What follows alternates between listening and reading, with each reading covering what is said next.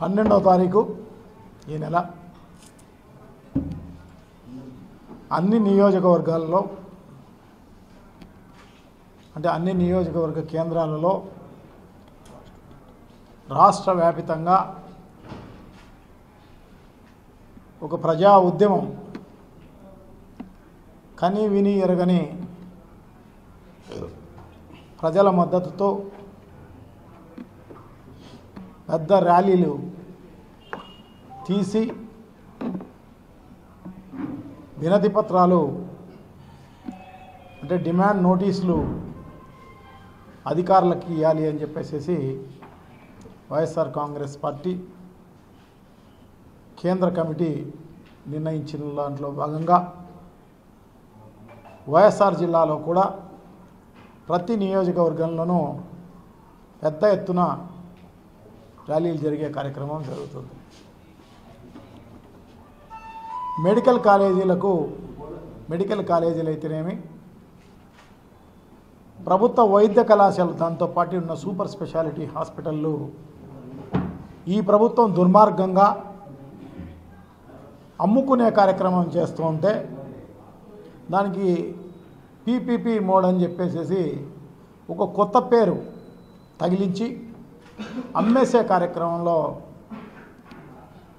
నిమగ్నమైపోయింది. కాబట్టి సో తప్పకుండా దీన్ని నిలువరించడానికి, దీన్ని అడ్డుకట్ట వేయడానికి ఒక ప్రజా ఉద్యమం చేయాలి అని చెప్పేసి ప్రజల్లో అవేర్నెస్ క్రియేట్ చేయాలి, ప్రజలకు తెలియజేయాలి, ఇంటింటికి తెలియజేయాలి, ప్రతి మనిషికి తెలియజేయాలి ఈ రకంగా అన్యాయం చేస్తోంది అని చెప్పేసి సో తెలియజేసి వాళ్ళందరి మద్దతుతోటి పెద్ద ర్యాలీని కని విని ఎరగని ర్యాలీలను రాష్ట్ర వ్యాపితంగా చేసి అధికారులకు డిమాండ్ నోటీస్ ఇచ్చే కార్యక్రమం చేయాలా అని చెప్పేసి నిర్ణయించిన దాని ప్రకారం చేస్తున్న పరిస్థితి. సో ఎందుకంటే ఈ రాష్ట్ర ప్రభుత్వం దుర్మార్గంగా, దురుద్దేశపూర్వకంగా, అవినీతిమయంగా సో ఈ మెడికల్ కాలేజీలను అమ్మే కార్యక్రమం చేస్తున్న పరిస్థితి. మెడికల్ కాలేజీలు, హాస్పిటళ్ళు. ఎందుకంటే దీనికి సపోర్టుగా 650 పడకల హాస్పిటలు, 150 సీట్ల మెడికల్ కాలేజీలు. ఇవన్నీ కూడా జగన్మోహన్ రెడ్డి గారు ఎంతో దూరదృష్టితో ఆలోచన చేసి, ఎందుకంటే మనం పాండమిక్ సిచ్యువేషన్ గతంలో జగన్మోహన్ రెడ్డి గారి పరిపాలనలో కరోనాతో మనం అందరం కూడా ఇబ్బంది పాలు కావడం జరిగింది. సో అటువంటి ఇబ్బందులు మళ్ళా భవిష్యత్తులో వచ్చినా ప్రజలకు ఇబ్బంది జరగకూడదు, ప్రజలకు ఒక మంచి వైద్యం అందజేసే హాస్పిటళ్ళు దగ్గరలోనే ఉండాలి అన్న ఉద్దేశంతో ఏర్పాటు చేసింది. ఎందుకంటే తెలంగాణలోనే పెద్ద పెద్ద హాస్పిటళ్ళన్నీ ఉండిపోవడం జరిగింది హైదరాబాద్లో. సో ఈ ఆంధ్ర రాష్ట్రంలో పేరెన్నిక గల హాస్పిటళ్ళు కానీ, పెద్ద పెద్ద హాస్పిటళ్ళు కానీ ఈ రాష్ట్రంలో అందుబాటులో లేని పరిస్థితి అప్పుడు.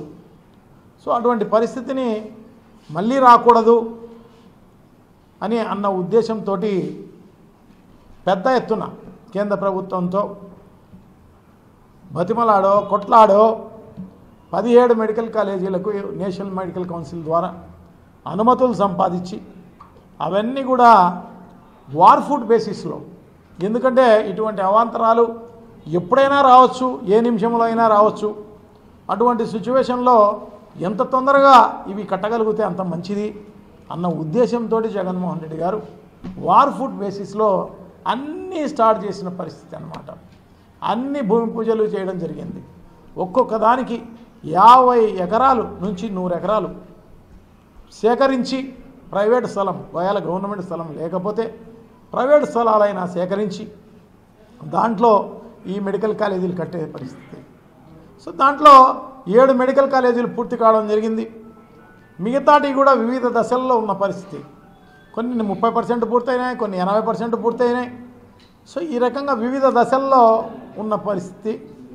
సో దాంట్లో కూడా 5 మెడికల్ కాలేజీలు, 6 మెడికల్ కాలేజీలు ఫుల్ ఫ్లెడ్జ్గా పనిచేసే కార్యక్రమం జరుగుతోంది. దానికి ఓపెనింగ్ కూడా జాతికి అంకితం చేయడం జరిగింది.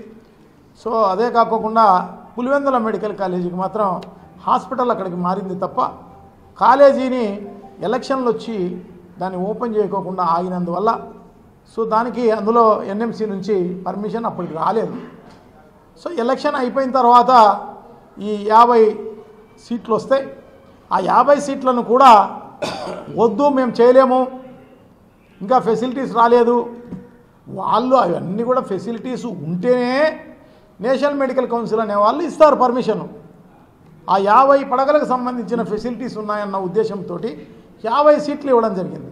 అవి కూడా వద్దు అన్న దుర్మార్గమైన ప్రభుత్వం. ఎందుకంటే ఈ చంద్రబాబు నాయుడు గారి ప్రభుత్వం, ఎందుకంటే వాళ్ళకు తెలుసు ముందుగానే ప్లాన్ వేసుకోవడం జరిగింది. ఈ ప్రభుత్వం అధికారంలోకి రాగానే ఇవన్నీ అమ్మేయాలా అని చెప్పేసి దారుణం. సో ఆ రకంగా ఎందుకంటే జగన్మోహన్ రెడ్డి గారికి పేరు వస్తుందనో లేకపోతే ఈ లంచాలు కమిషన్ల కోసం చేసే కార్యక్రమం ఈ కార్యక్రమం అని చెప్పి తెలియజేసుకుంటున్నాం. ఎంత దుర్మార్గం అంటే, ఎంత చౌకబేరం అంటే, ఇది నిస్సిగ్గుగా ప్రజలు ఏమన్నా అనుకుంటారా, లేకపోతే ఉంటే వేరే రాష్ట్రం వాళ్ళు ఏమన్నా అనుకుంటారా అనేది కూడా ఏమాత్రం లేదు ఈ ప్రభుత్వానికి. ఎందుకంటే చంద్రబాబు నాయుడు గారికి ఇప్పటికే 78 ఏళ్ళు 80 ఏళ్ళు వచ్చేసినాయి. ఇంకా భవిష్యత్తులో మళ్ళా వస్తానో రానో అని చెప్పేసి సో దాన్ని మళ్ళా అపనమ్మకం ఉంది. కాబట్టి వచ్చిన అవకాశాన్ని ఉపయోగించుకోవాలా, మనం లంచాలు కమిషన్ల కోసం దీన్ని అమ్మేసే కార్యక్రమం చేయాలా అని చెప్పేసి నిస్సిగ్గుగా ఎవరేమనుకున్నా పర్వాలేదు అని చెప్పేసి అమ్ముతున్న పరిస్థితి అన్నమాట. ఇది చాలా దారుణం, చాలా దారుణం. ఎవరేమనుకుంటారో అనేది లేదు దానికి. నిజంగా ఎంత దారుణం అంటే 99 రూపాయలకు ఒక ఎకరా, 99 రూపాయలు ఎకరా అంటే అది 99 పైసలు ఒక సెంటు అని అర్థం. 99 పైసలకు సెంటు ఇచ్చిన పరిస్థితి ఎక్కడన్నా ఉందా? ఎవరైనా అమ్మాలి అంటే ఒక చిన్న ఇల్లు అమ్మాలన్నా ఎవరైనా క్యాలిక్యులేట్ చేస్తారు. ఆ స్థలం వాల్యూ ఎంత, మార్కెట్ వాల్యూ ఎంత, ఎన్ని సెంటర్లో ఆ ఇల్లు ఉంది, ఎన్ని స్క్వేర్ ఫీట్ బిల్డింగ్ ఉంది దాంట్లో, సో ఆ బిల్డింగ్ కాస్ట్ ఎంత, ఇదంతా ఎంక్వైరీ చేసి సో ఒక కాస్ట్ నిర్ణయిస్తారు. సో దీనికి అది కూడా లేదు, ఏమీ లేదు. చాలా దారుణం. దీంట్లో 50 ఎకరాల స్థలంతో పాటు బిల్డింగ్తో పాటు దాంట్లో పరికరాలు అన్నీ కలిపి సెంటు 99 పైసలు. చూడండి ఎంత చౌకబేరం. ఎవరైనా ఏమైనా అనుకుంటారనేది కూడా లేకోకుండా దీంట్లో ఏదో మెతలపు ఉందని ఎవరికైనా తెలుస్తుంది, పిల్లోనికైనా కూడా. అది కూడా సంవత్సరానికి. ఎందుకంటే మనకు మామూలుగా ఎక్కడ పల్లెల్లో కూడా బాడెక్కు తీసుకోవాలన్నా కూడా నెలబాడిగా 5,000 నుంచి 10,000 రూపాయలు ఉండే కార్యక్రమం జరుగుతుంది.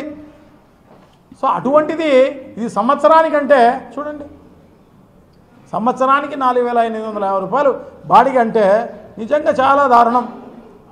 సో దీన్ని తీవ్రంగా ఖండించాల్సిన అవసరం తప్పకుండా ఉంది.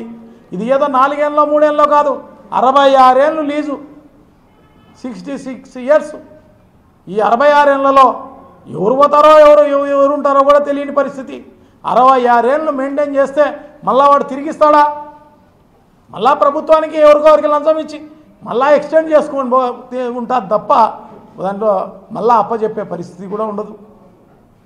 సో ఖచ్చితంగా దీంట్లో ఈ రకంగా దుర్మార్గం జరిగింది, ఖచ్చితంగా అవినీతి జరిగింది. సో దీన్ని ఖండించాల్సిన అవసరం తప్పకుండా ఉంది అని చెప్పి తెలియజేసుకుంటున్నా. సో అందుకోసమే ఇది ప్రజల్లో బాగా తెలియాల్సిన అవసరం తప్పకుండా ఉంది, ప్రజలందరికీ తెలియాల్సిన అవసరం ఉంది.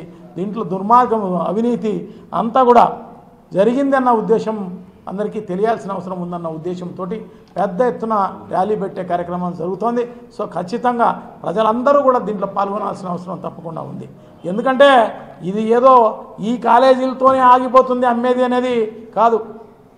ఎందుకంటే ఇప్పటికే టూరిజం హోటళ్ళు దాదాపు 42 హోటళ్ళు ఈ 17 నెలల కాలంలోనే తెలుగుదేశం పార్టీ ఈ ప్రభుత్వం, ఈ కూటమి ప్రభుత్వం అమ్ముకున్న పరిస్థితి ఉంది అని చెప్పి తెలియజేసుకుంటున్నాను. అదే కాదు, లులు కంపెనీ కంట ఇంకా వేరే నిన్న మొన్న కూడా ఉర్సా లాంటి కంపెనీలు ఇవన్నీ కూడా రూపాయికే 100 ఎకరాలు దారాదత్తం చేసే కార్యక్రమం జరుగుతోంది. విజయవాడలో, వైజాగ్లో, కడపలో, గండికోటలో, అన్ని చోట్ల, తిరుపతిలో ఎక్కడ పడితే అక్కడ మన డబ్బులు ఇచ్చేవాడు ఉండాలే కానీ అమ్మేదానికి రెడీ అని చెప్పేసి అమ్ముకుంటున్న పరిస్థితి ఈరోజు చూస్తున్నాం అన్నమాట. అసలు ఆ కంపెనీకి విలువే ఉండదు. దాని మూలధనం 10 రూపాయలో లేకుంటే 50 రూపాయలో 100 రూపాయలో 10,000 రూపాయలో ఉన్న కంపెనీకి కూడా ఒక డిపిఆర్ సబ్మిట్ చేస్తే చాలన్నమాట. మేము ఇది పెడతామని చెప్పేసి అది పెడతాడో లేదో తెలియదు, క్యాన్సిల్ చేస్తామని చెప్పేసి ఊరిక చెప్తారు కానీ క్యాన్సిల్ అయ్యేది లేదు, ఇంకోటి లేదు. ఖచ్చితంగా ఇది అమ్ముకునే కార్యక్రమమే జరుగుతుందన్నమాట. సో ఇదే కాదు, దీనికి మనం ఆపలేకపోతే రేపు రాబోయే కాలంలో పల్లెల్లో ఉన్న సచివాలయాలు అయితేనేమి, ఆర్బీకేలు అయితేనేమి, దాని తర్వాత వెల్నెస్ సెంటర్లు అయితేనేమి, అంటే హాస్పిటల్ అయితేనేమి అన్నీ అమ్ముకునే కార్యక్రమం జరుగుతుంది. ఇది అది అనేది ఏం లేదు.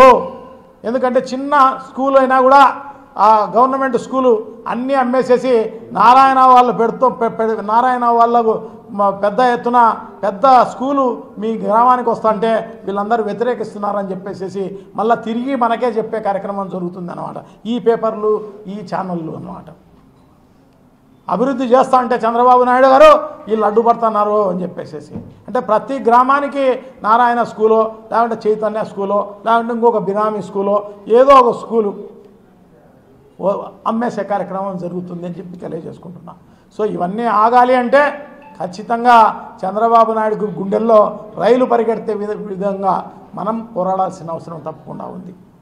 కడప దెబ్బ చంద్రబాబు అబ్బా అనే విధంగా ఖచ్చితంగా మనం పోరాడాల్సిన అవసరం తప్పకుండా ఉంది. ప్రతి ఒక్కరూ బయటికి రావాల్సిన అవసరం తప్పకుండా ఉంది. ఎందుకంటే ఇప్పుడు ప్రతి చోట ఎక్కడ చూసినా కూడా ఈ 1,00,00,000 సంతకాల సేకరణ అనే కార్యక్రమం పెద్ద ఎత్తున దీనిపైన చేయడం జరిగిందనమాట. సో దీంట్లో తెలుగుదేశం పార్టీ నాయకులు కూడా బయటకు వచ్చి వాళ్ళందరూ కూడా అడిగి మరీ సంతకాలు చేస్తున్న పరిస్థితి మనం చూస్తున్నాం. మేమైతే 1,00,00,000 సంతకాలు అని చెప్పేసి జగన్మోహన్ రెడ్డి గారు అనౌన్స్ చేయడం జరిగింది.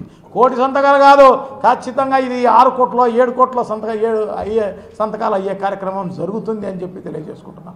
ఎందుకంటే ఆ రకమైన స్పందన ఉండే కార్యక్రమం జరుగుతుంది అన్నమాట.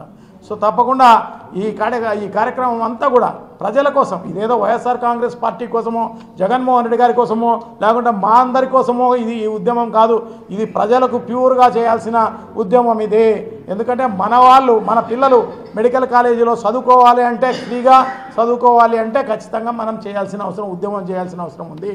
మనకు నాణ్యమైన వైద్యం, బీదవాళ్లకు నాణ్యమైన వైద్యం రావాలి అంటే ఖచ్చితంగా మనం ఈ ఉద్యమం చేయాల్సిన అవసరం ఉంది. ఇప్పటికే ఆరోగ్యశ్రీ అనేది ఎన్టీఆర్ ఆరోగ్యశ్రీ అని పేరు మార్చినారు. గతంలో ఆరోగ్యశ్రీ వైఎస్ఆర్ ఆరోగ్యశ్రీ ఉండేది.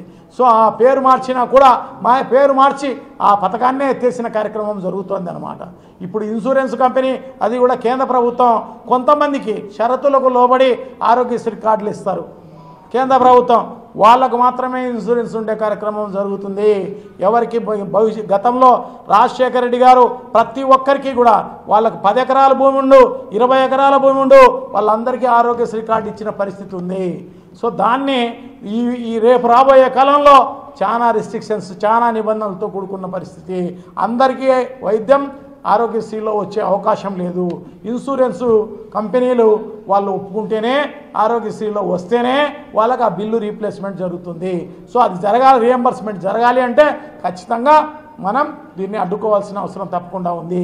జగన్మోహన్ రెడ్డి గారు 25 లక్షలకు ఇన్సూరెన్సు దాన్ని పెంచడం జరిగిందనమాట. ఆరోగ్యశ్రీ పెంచడం జరిగింది 25 లక్షల వరకు ప్రతి సంవత్సరం ఎవరికి ఏ జబ్బు వచ్చినా కూడా చూపించుకునే దానికి అవకాశం కల్పించడం జరిగింది. అటువంటిది ఇప్పుడు 25 లక్షలు లేదు, ఇంకోటి లేదు. ఇన్సూరెన్సులో 2 లక్షలు మాత్రమే ఇన్సూరెన్స్లో వస్తుంది.